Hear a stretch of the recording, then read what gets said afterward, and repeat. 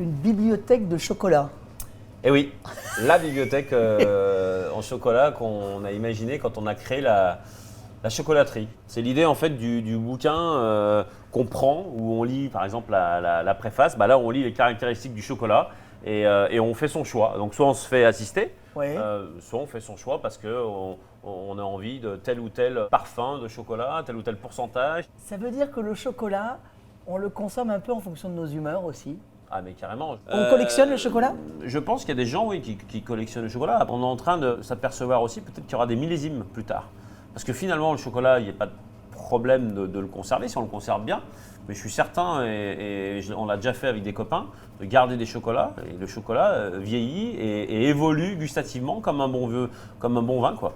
Là, on fait le tour de la région. Ah ouais, on est pas mal dans la région. À 80%, je me sers chez des chocolatiers de la région.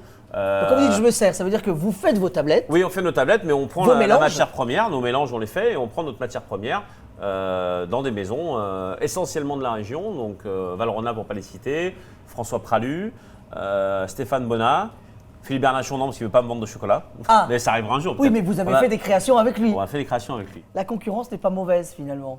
On a l'impression. Mais je pense qu'il n'y a pas de concurrence. La preuve, moi je me fournis chez Stéphane, chez François. Je pense que c'est plutôt l'émulation qu'il y a autour Il y a de une tout dynamique. ça et la dynamique qu'il y a autour de ça. Et en fait, je pense que la force de l'un fait la force de l'autre. Vous êtes souvent à Tokyo, Oui. puisque vous êtes très présent à Tokyo. Oui, on est Combien pas d'adresses à Tokyo ? Eh ben, on a 3 adresses à Tokyo et 2 autres dans le Japon, Osaka et Nagoya. Bon alors, moi, on m'a dit qu'il paraît que les Japonais s'arrachent votre rouge à lèvres. Ouais, Il est là ? voilà.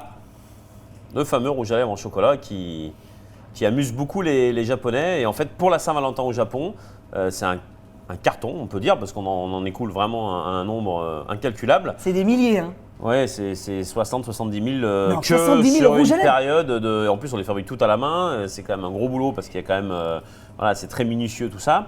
Et en fait, Et on vous a une fabriquez collection où, de 6-7 alors à Tokyo. Parce qu'on s'est adapté au marché japonais, parce que le marché japonais, c'est des contenants beaucoup plus petits. C'est de la créativité encore plus régulière que ce qu'on fait nous à Lyon.